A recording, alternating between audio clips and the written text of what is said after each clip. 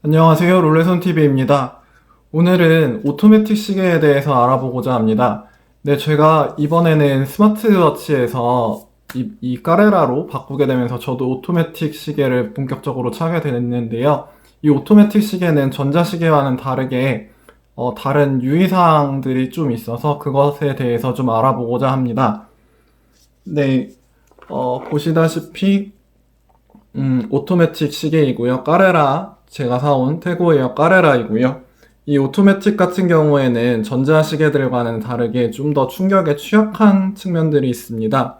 어떤 면에서 그렇게 되냐면, 기계식은 말 그대로 태엽을 통해서 작동을 하는 것이기 때문에, 내부에 있는 여러 가지 요소들이 있기 때문에 태엽이라든지, 뭐 스프링이라든지, 뭐 여러 가지 요소들이 있기 때문에 외부 충격을 받게 되면은 조금 더 쉽게 손상을 받을 수 있습니다. 그래서 전자시계를 착용하실 때보다 조금 더 충격에 취약하니까 주의하실 필요가 있고요.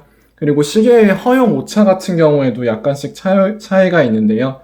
기계식 같은 경우에는 태엽 방식이기 때문에 하루에 마이너스 5초에서 플러스 15초 정도의 차이가 날 수 있습니다. 하지만 전자시계 같은 경우에는 배터리 같은 경우에는 한 달에 약 15초 정도, 네, 전자시계 같은 경우에는 배터리로 가기 때문에 좀 더 그런 정확도 면에서는 더 좋은 점이 있고요. 그리고 이번에 제가 오토매틱 시계를 착용하게 되면서 새롭게 알게 된 사실이 있는데요. 방수 기능에 관한 것입니다. 근데 이것을 좀 되게 알게 되고 나서 되게 새로웠는데요. 방수가 30m라고 쓰여 있는 것은 어떤 거냐면 비에 젖어도 되는 정도라고 합니다. 저는 이게 30m라고 하면 30m까지, 해저 30m까지, 바닷속 30m까지 되는 줄 알았는데, 그게 아니라 흐르는 물에 닿는 정도? 그러니까 물에 빠져도 그냥 살짝 괜찮다 정도지, 원래는 흐르는 물에 이렇게 닿는 거는 안 좋다고 합니다. 그리고 50m 같은 경우에는 가벼운 세안 정도? 세안할 때 그러니까 풀러놓지 않고 그냥 물 닿아도 흐르는 물에 닿아도 괜찮다는 정도이고 물속에 넣는 거는 또 금지라고 합니다. 그리고 제 시계가 지금 100m라고 돼 있는데 100m면 10기압이라고 합니다. 10m당 1기압이라고 하는데 100m 방수 같은 경우에는 잠깐 물에 들어가는 것 정도는 가능한 정도라고 합니다. 여기 보시게 되면 여기 여기 있습니다. 네. 어디. 여기 보시면, 여기 보시면, 네, 여기 써 있네요. 여기에 써 있습니다. 여기에. 잘 보이시나요? 여기에 써 있는데 100m라고 쓰여 있습니다. 이 100m가 이제 실제로는 수영하는 것은 안 되고, 물에 잠깐 들어가는 것 정도는 괜찮다 싶은 거고요. 그리고 이제 다이버 와치 같은 경우들, 이제 300m 넘는 것들, 그러니까 30기압 이상을 할 수 있는 것들은 전문 다이버 워치로서 이제 잠수가 가능하고요. 그런 것들은 1년에 한두 번씩은 이제 체크를 할 수가 있다고 합니다. 그래서 제가 이전에 있던 태그웨어 커넥티드도 이제 30m 방수라고 쓰여 있었는데 실제로는 이제 그냥 비에 젖는 정도는 괜찮고 물에 넣는 것은 안 된다라는 거여서 좀 놀랬습니다. 이번에 오토매틱 시계를 차게 되면서 이제 알게 된 거라서 좀 많이 놀랬는데요. 앞으로는 이 시계도 특별하게 뭐 물에 착용하고 들어갈 생각은 없었지만 좀 조심해야겠다는 생각을 하게 되었습니다. 그리고 이제 오토매틱 시계를 착용하게 되면서 이제 자성에 대해서도 알게 됐는데요. 자성은 시계의 오차 범위를 확대시키고 오작동을 일으킬 수 있다고 합니다. 그래서 자성을 가진 물건들, 뭐 말 그대로 자석이라든지, 뭐 컴퓨터, 휴대폰, 그리고 핸드백 자석, 뭐 어린이 자석 팔찌 등등등 해서 자석, 그러니까 전자파라든지 자석, 뭐 TV 등등 이런 것들에 노출이 되면은 점점 더 오차가 늘어난다고 합니다. 그래서 이 자성이 시계에 침투를 하게 되면은 오차 범위가 훨씬 커진다고 하고요.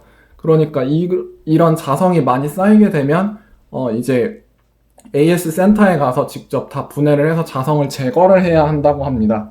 그러니까 이런 것들은 항상 오토매틱 시계를 사용을 하실 때에는 항상 주의를 하셔야 하고요. 그리고 아까 말씀드렸듯이 외부 충격에는 굉장히 이게 취약할 수 있으니까 너무 이걸 쓸데리 없이 많이 흔든다거나 뭐 집어 던진다거나 부딪힌다거나 이러실 필요는 없으실 거라고 생각합니다. 그리고 이제 전수분해라고 해서 오버홀이라고 하죠. 네, 이거를 언젠가는 할 때가 있는데 주로 3에서 5년 주기로 해야 한다고 합니다. 이 오버홀을 하는 거는 이 오토매틱 시계는 말 그대로 배터리로 가는 것이 아니기 때문에 이 안에 죄송합니다. 전자부품이 아니라 기계장치들이 이제 움직이면서 조금씩 아무래도 마모가 되면서 그런 것들이 쌓인 것들 아니면 먼지 같은 것들을 제거하고 하는 거기 때문에 이제 3에서 5년에 한 번씩 할 필요가 있다고 합니다. 그리고 이 오버홀 같은 경우는 이제 비용에 따라서 엄청 크게 차이가 나는데요.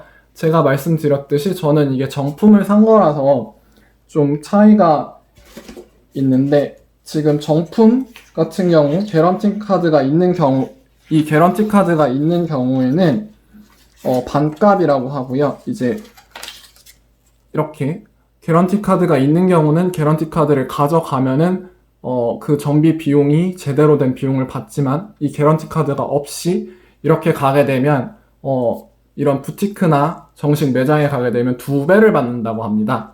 그러니까 뭐 면세점까지는 괜찮은데 해외에서 산 것도 해외 정식 매장이 아닌 뭐 그냥 직구라든지 뭐 병행 수입이라든지 이런 걸 하게 되면 2배를 받는다고 하니까요. 제가 궁금해가지고 직접 이제 매니저 분들께 여쭤봤는데, 정식 매장과 뭐 그게 뭐 몇십만 원 차이가 날 수는 있지만 나중에 AS 받는 부분에서 큰 차이가 난다고 합니다. 그러니까 네, 정식 제품을 사는 게 나중에 이 제품을 오래 착용하시고 할 거면 훨씬 더 유리하다고 할 수가 있습니다. 네, 그리고 제 제품은 이제 뭐 크로노그래프나 이런 것들은 아니어서 요 날짜 같은 거 이제 조정하거나 할 때 뭐 그런 것들이 있는데요. 이번 시간에는 제가 그냥 전반적인 오토매틱 워치에 대해서 주의사항만 그냥 말씀드리고요. 요 시계의 뭐 특징이라든지 주의사항이라든지 그런 것들은 이 다음 시간에 제 지금 칼리버 5 워치를 다시 한번 리뷰하면서 말씀드리도록 하겠습니다. 네, 오늘은 여기까지 하겠습니다. 시청해주셔서 감사합니다.